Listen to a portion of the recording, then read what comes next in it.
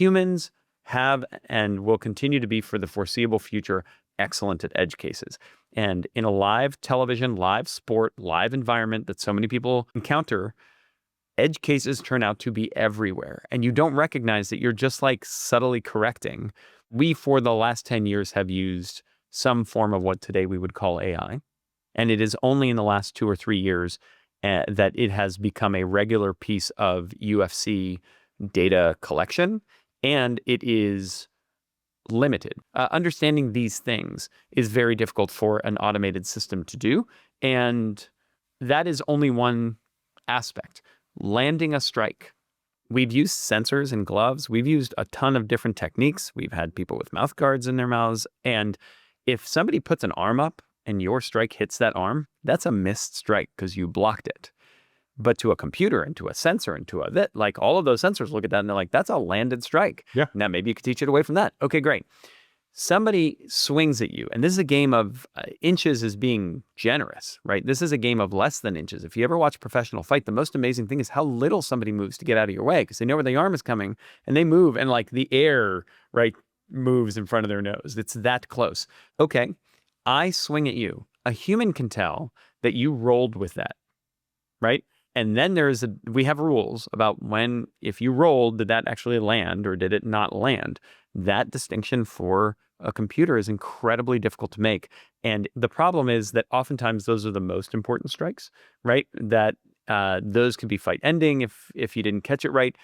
Long story short, just in striking, AI has a very difficult time assessing intent. And so much of what a human scorer is doing is understanding quickly and easily intent. And sure, we have our edge cases too, but if you look at the edge cases for a computer and the edge cases for a human, it's more than 10 to 1. Did you see anything happen that was unexpected? You knew what you were trying to accomplish, but did anything happen? Like, did you find something that you didn't expect to find with all these new technologies? When we started working with sensors and gloves, we said we're finally going to find out how hard people hit each other, and that's going to be so impressive. And the answer is, we have ways of articulating it. It's not that impressive. So the reason is if you watch NASCAR, those guys are pushing 200 miles an hour, right? By the time they're through the corners. And if you watch Formula One, that guy took 50 Gs into that crash. If you watch baseball, that person can throw 103 miles an hour. Okay. The impressive part of a punch in UFC that knocks you out is not the speed. It's about 20 miles an hour. Now, it got to 20 miles an hour from here to here. That's impressive. So acceleration matters, but people don't understand acceleration. They're like, wow, that was X number of feet per second squared. And you're like, I'm sorry, I don't know what we're talking about anymore. And that's an important piece for us, right? I'm here to communicate. The technology is in the service of communication. 20 miles an hour, not impressive. Rotation percentage and just throwing numbers at people to throw numbers at people, not impressive. And so to me, that was very surprising. We all thought like, wow, that's going to be so amazing to know. We saw it, we knew it, we understood it, and we're like, wow, that's not going to speak to people the way we wanted it to speak to people.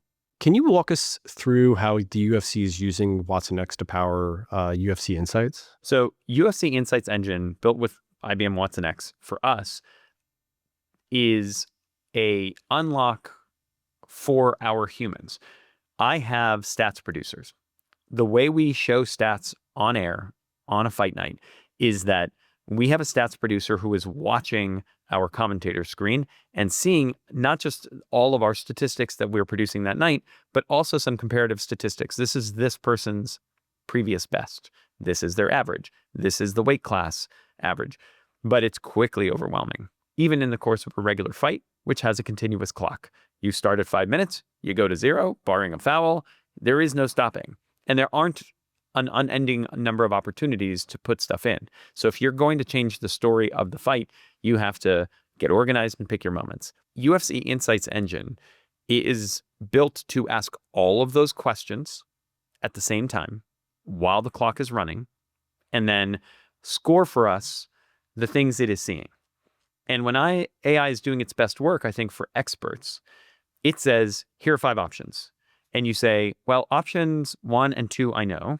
Option 3 is garbage. Options 4 and 5, I didn't think about. And it's those 4 and 5 where the real value is. Because if one of those sets you off in a new direction, we're telling a new story in that fight. And my researcher couldn't possibly run all of those permutations at once. And it's that level of depth below where we are today. So I'll give you examples of how we think about insights that are different than this is a cool stat. I'll give you this is a cool stat.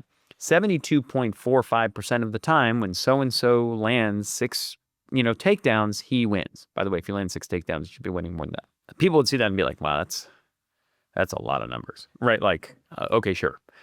Same stat. Last time in any fight where this person lands 6 takedowns, they've won 9 and lost 1. Watch for that, right? And now people are like, oh, I get it, right? Like if this guy lands 6, he is on path to win. Now the other guy, they're like, well, in a fight where his takedown defense is over 50%, he's 5-0. You're like, oh, cool. Okay, let's watch, right? And see how these two numbers stack up. And you give people something to watch and something to root for. How does the UFC measure the success of these AI-driven fan experiences?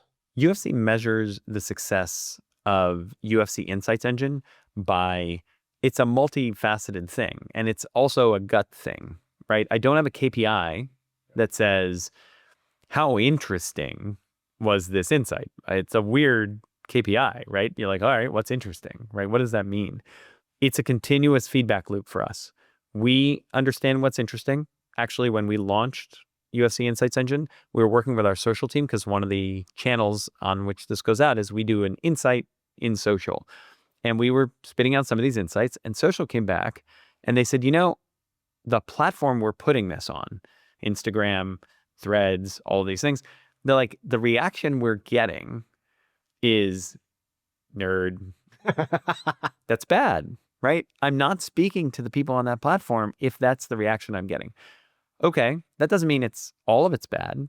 What are the things that these people find compelling, and how do we adjust the messaging to meet them where they are? Some of them we simplified, some of them we simply articulated differently. That's my KPI. Is it cool? Do people respond? And I have the same exact measure, imperfect though it is, with my commentators. Inevitably, we have to ask the people out on TV. But if my commentators aren't excited about talking about it, if it doesn't change the conversation they're having on television, even if they don't really recognize it, right? They'll read it, they'll say it aloud. And if they don't follow that thread, naturally, I have tweaking to do. What is your advice for our listeners in the innovation and AI space to advance their businesses? I think about AI on a regular basis. I will share with you the thing I've said a couple of times recently and gotten a chortle. So maybe we'll get a chortle. We'll find out.